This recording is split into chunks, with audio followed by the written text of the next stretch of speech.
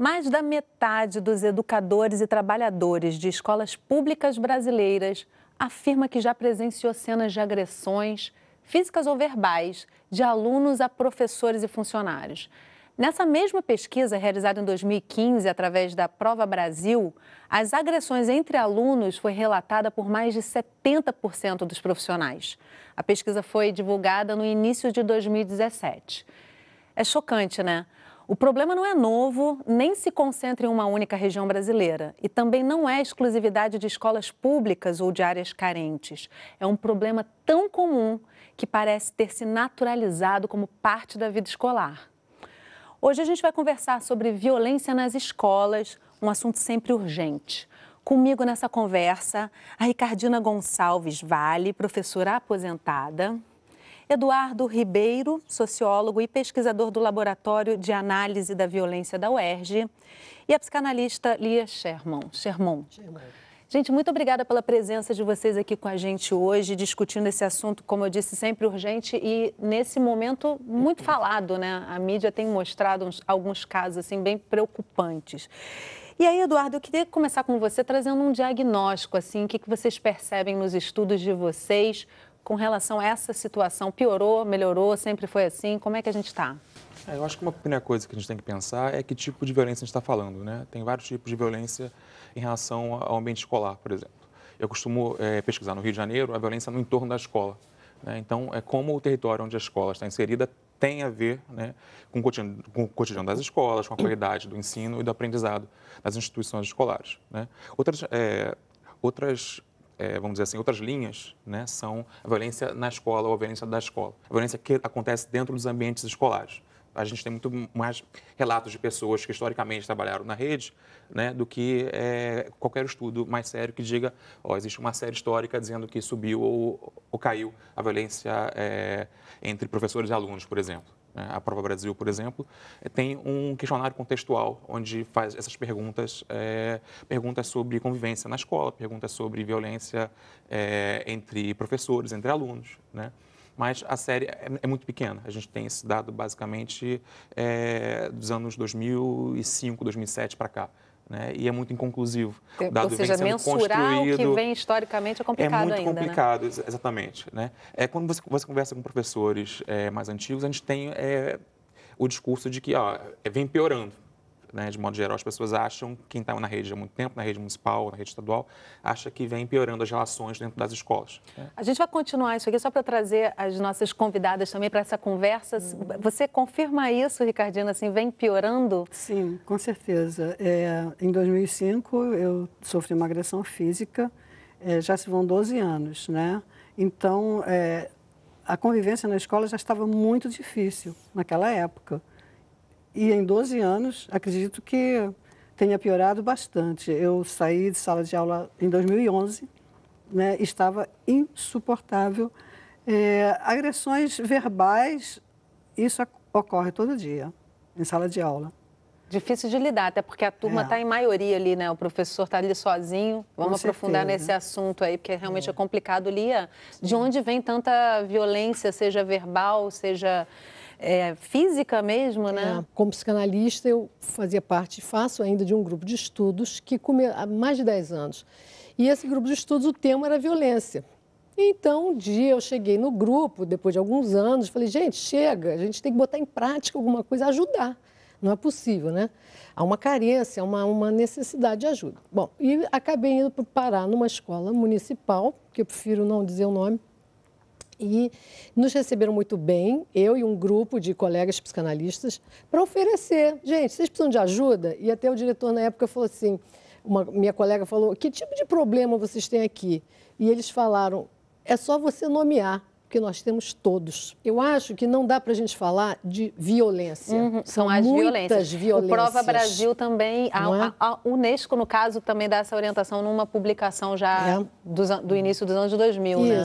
São vários tipos de violência, muitas, né? E uma que eu quero, porque normalmente quando se fala em violência nas escolas, a tendência da gente qual é? Olhar para a criança, para os alunos e ver o nível de violência que eles têm de fato. Eu acho que a nossa tendência é olhar para essas comunidades que vêm zeradas em termos de educação, zeradas em termos de entendimento do que é a figura de autoridade, porque são comunidades inteiras onde o que você vê é a ausência da figura do pai, a existência do namorado da mãe ou do padrasto, que não está nem aí, e crianças muitas vezes educadas por avós, pelo irmão mais velho. Sozinhas, né? Muitas vezes. Mas eu queria apontar para um tipo de violência que eu nunca vejo falado, porque me parece que não interessa de ser falado, que é a violência promovida pela própria estrutura organizacional da escola.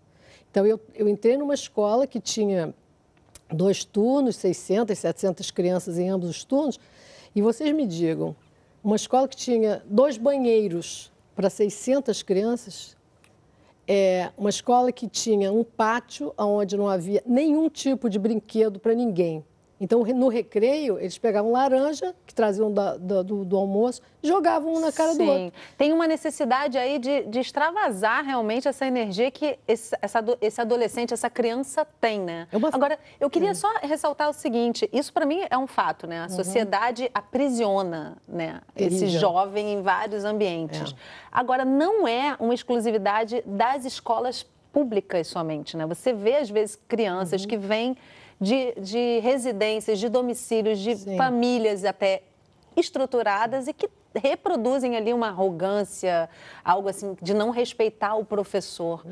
Você percebia essa... Existe uma diferença, na sua opinião, sobre isso, eu só tenho experiência na escola pública, né? Eu acho, concordando ali com Lia, que o formato da educação tem que mudar. Porque o aluno, ele chega querendo coisas novas. E a escola, praticamente, a escola pública não oferece nada novo. Entende? Então, ele já está acostumado com... Fica tudo a cargo do professor, no final das contas, né? Que muitas vezes também não está sendo... E, por outro lado, não está recebendo investimento para poder lidar com isso, né? Não tem recursos à mão, entende? Para poder proporcionar um outro formato de aula. Entende o que eu estou falando? Infelizmente, isso... cabe às políticas públicas. Cabe a gente também dar uma olhadinha nos países que estão conseguindo solucionar isso, né? Exatamente. Porque até indo por um fluxo bem contrário ao que a gente vai cada vez mais, né? Agora, as pesquisas dos estudos, eles trazem propostas no sentido de mudança realmente? Só para pontuar a questão da escola particular, né? Eu acho que existe uma questão em relação à violência, a tipos de interação violenta, ao tipo de convivência um pouco diferente, de uma ordem diferente, né? Quando você conversa com professores em escolas particulares, muitas vezes, principalmente para alunos do ensino médio ou do segundo segmento do ensino fundamental, mas também acontece, eu já vi relatos para crianças muito pequenas, né?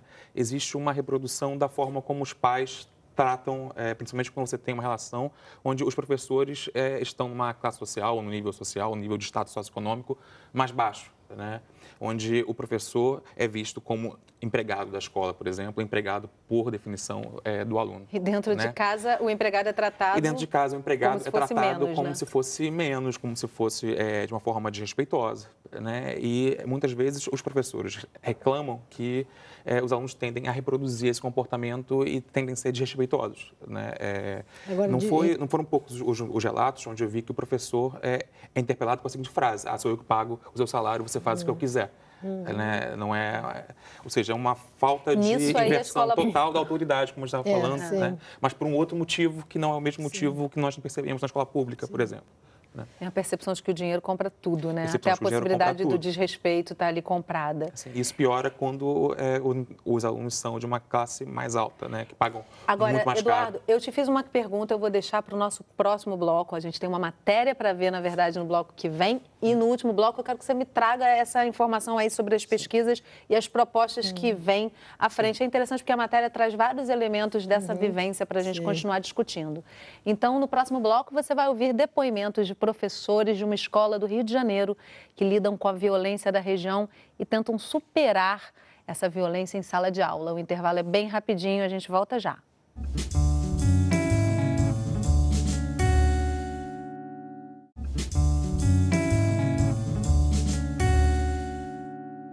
Estamos de volta conversando sobre violência nas escolas. Agora você vai acompanhar o trabalho de professores de uma escola pública numa região cercada pela violência no Rio de Janeiro.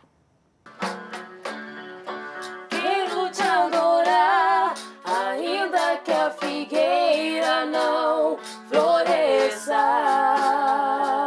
Meu nome é Mariette, eu tenho 18 anos, estudo no 2º ano do ensino médio. Faço curso de manhã de gastronomia e turismo. Sei lá, acho que de tudo um pouco eu tenho medo. Você tem que estar sempre atento, assim, em comunidade, por onde você for passar, entendeu? Porque às vezes, assim, do nada acontece o confronto. Eu lido porque eu tô acostumada com isso, mas às vezes, assim, é meio temeroso você sair na rua. Poder estar na escola, assim, eu acho que no campo profissional é a base de tudo. Porque se não for estudo, você também não tem capacitação lá fora, né? Depende do aluno também se esforçar e querer estar ali, querer estudar e querer crescer e ser alguém na vida. Meu nome é Marcelo Lenher Rolim, eu tenho 40 anos e estou no magistério há 13 anos.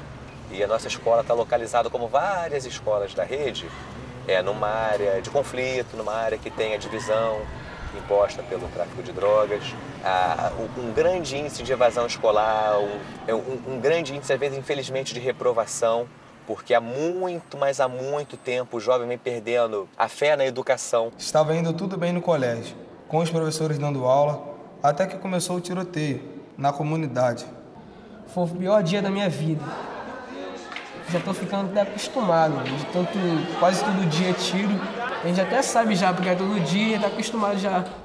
O tumulto que acontece durante o tiroteio, quando começa o tiroteio, eles começam a falar em sala, começam a olhar pela janela, preocupados, observando, eles sabem as ruas por onde sobe o caveirão, então eles ficam olhando se o caveirão está passando, se está subindo, se preocupa com os irmãos mais novos. Todo mundo quer sair, eles ficam muito assustados. Você percebe pelo comportamento em sala que são crianças que tomam antidepressivos.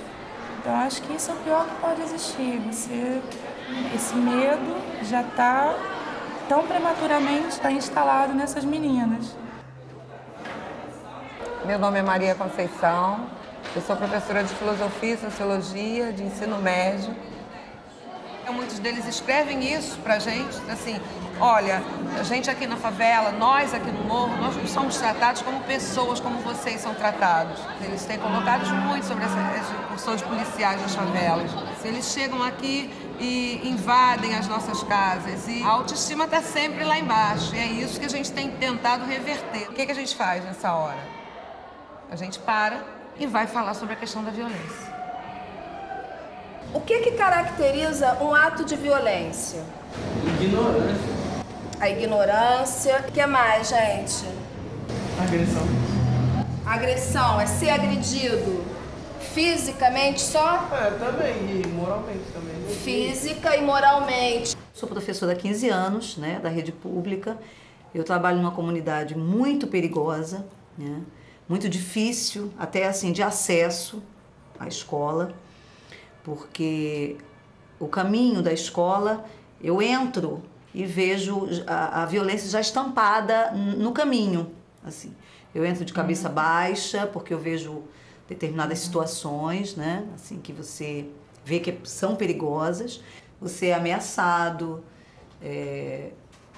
você tem que se esquivar de alguns alunos que são mais agressivos. Quer dizer, a agressividade está na escola.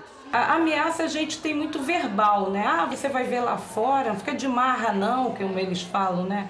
Ano passado eu passei por uma situação bem crítica, que foi um aluno botar uma arma de brinquedo na minha cabeça, né? A gente foi para a delegacia, a escola meio que se omitiu, o menino continuou lá, sabe? A impressão que eu tenho é que quando eu entro na sala de aula, eu estou num campo de batalha. Você contra 40. Isso me causa muito medo, né? Eu fico muito assustada, que hoje em dia a maior parte dos colegas que entram em licença médica é pela psiquiatria, né? Que se afasta do magistério, que entra em readaptação pelo fator psiquiátrico. Eu recebi ao longo dos meus 13 anos lá, foram 37 ameaças de morte. Só que essas ameaças não estavam ligadas ao tráfico de drogas e nem à violência do local, nem à violência daquele garoto. Foi o momento daquele garoto não me conhecer e aquele garoto não saber quem eu era, assim, no sentido de que, olha, eu tô aqui para você. Dele perceber, opa, ele é meu amigo, ele está aqui para me ajudar. Como é que a escola, ela pode ser um espaço em que a violência ocorre, mas também um espaço onde essa violência pode ser revertida. Realmente é muito difícil você lidar com uma criança, né, que já vem com bases familiares e onde mora em um lugar violento. Ela já entra dentro de sala de aula violenta. E eu acho que o professor tem o dever de tentar resgatar o que tem de bom dentro de cada um. Ouvi ao pifiando as margens plácidas do povo herói com brado retumbante e o sol da liberdade em raio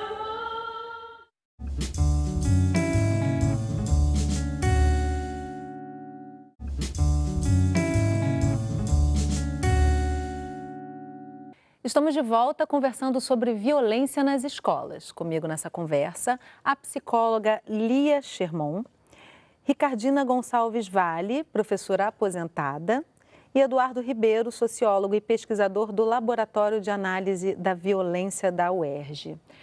Eduardo, eu tinha deixado no bloco anterior a matéria, tinha colocado uma deixa aí para esse bloco agora, e queria também trazer um gancho da reportagem que a gente assistiu, em que se fala que são jovens perdendo fé na educação. Em que medida esses estudos, esses trabalhos podem realmente devolver essa possibilidade de acreditar, né, que a educação pode prosperar no país, assim? Eu acho que essa falta de fé na educação, de certa forma, ela tem a ver com o processo de massificação da educação que aconteceu nos últimos 50 anos. Né? Existiam grandes parcelas da população que não tinham acesso à escola e que hoje estão dentro da escola. Isso traz uma série de problemas, inclusive problemas de convivência. É uma solução que traz vários novos problemas, que traz novos desafios para quem vai ter que tocar esse dia a dia no cotidiano escolar. Né? Vai ter que ensinar e vai ter que lidar com todas as questões que essas novas parcelas da população trazem. Né? O vídeo, por exemplo, trata de escolas muito bem localizadas em áreas conflagradas, em áreas onde a violência é muito mais presente. Em situações extremas, né? Situações extremas, exatamente. Nós temos um conjunto pequeno de escolas no Rio de Janeiro que perdem dias de aula cotidianamente, por conta de tiroteio, porque o tráfico manda fechar, porque a polícia invade, o caveirão entra. Então, são escolas onde além da família, vamos dizer assim, tudo que nós falamos até agora no outro bloco era sobre família. O contexto territorial é muito pesado, né? E influi muito sobre o cotidiano das escolas.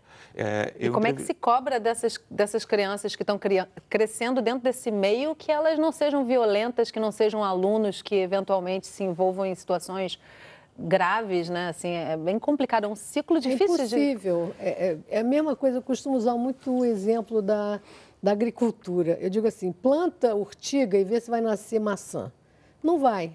Se você tem uma criança que está se forjando sua subjetividade, se constituindo dentro de um ambiente absurdo, porque as nossas favelas, eu prefiro falar favela porque as comunidades é uma tentativa de maquiar uma coisa que não mudou por dentro, só mudou no termo. Então, as nossas favelas são lugares tenebrosos, onde você não tem esgoto, você não tem nada, acesso ao mínimo de cidadania. Então, como você pode ter crianças educadas nesse ambiente, sem ambiente, e achar que elas vão descer essa favela, chegar na escola e se transformarem em flor do campo? Até para sobrevivência mesmo, né? Agora, uma outra fala que me chamou muita atenção é professores no campo de batalha, Ricardina. Porque realmente são 40 alunos e um professor ali tentando trazer disciplina, né? Se é que isso é possível. E é muito difícil. Atualmente, você tem que ter muito cuidado. O professor em sala de aula, ele tem que ter muito cuidado com o que ele fala, né? Porque a interpretação deles está totalmente virada para o lado ruim, não para o lado bom. Vocês percebem isso, essa posição delicada do professor nesses estudos, Eduardo? Sim, a posição realmente é muito delicada, né? Mas os professores que têm maior experiência são professores que se colocam nesse lugar do outro. né, que entendem que são culturas diferentes, entendem que existe uma diferença, né, mas que entendem que, por outro lado, essa diferença também pode gerar bons frutos. A gente estava falando que as favelas são espaços de alguma dificuldade em termos de condições físicas e financeiras e de serviços públicos. Né? São mas, espaços lado, de poucas facilidades, né? Poucas facilidades, né? Mas são espaços onde também se cria muita cultura, se tem muita criatividade, se tem muito espaço para resistência e para resiliência. Vozes como daquela menina, né? Linda, né? Então, são espaços onde você pode aproveitar essa força, esse algo a mais que existe nessa resistência para gerar coisas positivas. Você falou no primeiro bloco sobre o círculo vicioso, né? Eu acho que as escolas mais exitosas são aquelas que conseguem transformar esses círculos viciosos em círculos virtuosos, né? Conseguem transformar dificuldade em forma de resistência, em forma de luta. Em aprendizado. Em aprendizado. Né? No final das contas, é isso que eles querem na escola, que as crianças aprendam. Eu acho que é muito gratificante, como eu vivi isso muito em sala de aula, você ter um aluno que não consegue dizer uma palavra porque ele é tímido, não é? E depois você passa um texto e você vê que ele não só decorou o texto, como ele vai para o palco e dá uma linda interpretação. Então, isso é altamente atividades lúdicas, gratificante. como artes, esporte, um papel fundamental nessa dinâmica. E não está nada perdido, entende? Eu estava, uma vez, conversando com 2 meninos e perguntando, então, 2 meninos, não, 1 menino. E eu perguntei, então, o que você quer ser quando crescer e tal? Você pensa em fazer o quê da vida, tarará? E aí ele disse, não sei, trabalhar. Isso pensando um pouco na questão da função do aprendizado, né? Do estudo, como acreditando-se ainda que vale a pena. Aí ele disse assim, mas também eu vou estudar para fazer o quê? Aí eu vou trabalhar para ganhar quanto? R$500? Sei lá, uma coisa assim. E aí eles têm vários convites para outros caminhos e não ganham mais. E aí ele disse a frase pior, né, que eu acho, que disse assim, outro dia eu estava conversando com meu amigo, esse menino não tinha nem 10 anos, e disse para ele assim, olha só, também se a gente não conseguir nada, porque a chance dele conseguir um emprego é mínima mesmo, né? Se a gente não conseguir nada, a gente pode ser traficante. E isso acalmou eles, achando que teria algum lugar que os aceitaria. Agora, trazendo uma questão rapidamente, a gente já está meio que chegando no final do programa, mas eu não queria deixar de tocar nesse assunto, a questão que está em discussão agora de doutrinação ideológica e que também, muitas vezes, chega em casa a informação de um jeito distorcido e o professor também, muitas vezes, é agredido. Não importa se a ideologia é de esquerda ou de direita. Fato é que o professor, muitas vezes, acaba sendo agredido porque colocou uma pauta em discussão e essa pauta foi entendida. Percebe-se isso muito? Você, no caso, trabalha na UERJ também, é professor. Como é que vocês estão lidando com isso? Bem, eu acho que o professor educar é um ato político, por definição. Não tem como, né? Não tem como você passar. Eu ensino sociologia, pesquisa. Você ensina a questionar. Você não pode se omitir de passar algumas opiniões, de passar alguns conceitos por conta de problemas que os alunos possam ter de entendimento. Eu acho que... Até o momento deles questionarem você, exatamente, né? Olha, eu acho que o papel do professor nesse momento é ficar aberto o suficiente para receber as críticas em sala de aula, né? Porque é o momento onde as dúvidas acontecem e as dúvidas desaparecem. Né? A pior coisa do mundo é quando o aluno retém aquilo e leva para casa, de repente, para criar ecos diferentes do que você gostaria de obter. Né? Aí gera problemas com os pais dos alunos, depois com a direção. Eu acho que se você abre e resolve na sala de aula, acho que é um cuidado que o professor hoje tem que ter. Né? Eu estava conversando com os meus alunos, que são jovens adultos, vamos dizer assim, por exemplo, e algumas referências de filmes, de literatura, de expressões, eles já não conhecem. Né? Se você puder imaginar como essa distância aumenta quando você está pensando no primeiro segmento, no segundo segmento, né? Jovens com 10 anos, com crianças com 7 anos, é muito diferente. O professor tem que ter algum cuidado com isso, principalmente em momentos de policiamento ideológico, como esse que nós estamos vivendo, né? Onde o professor está, de certa forma, oprimido por vários espaços, inclusive politicamente, por movimentos. Infelizmente, eu tenho que terminar o programa, acho que a gente precisa deixar aqui meio pré-agendado uma próxima leva desse programa, porque o assunto é enorme, super importante. Até se discutir escola privada, escola pública, traz uma série de diferenças também, formas de discussão, muitas vezes. Se me permite, só um último adendo, porque teria uma história bonita para contar, mas não vai dar tempo. Mas uma coisa que eu percebi, uma vez um exercício que eu fiz com eles, é muito mais fácil para eles xingarem do que dizerem uma palavra afetiva e amorosa.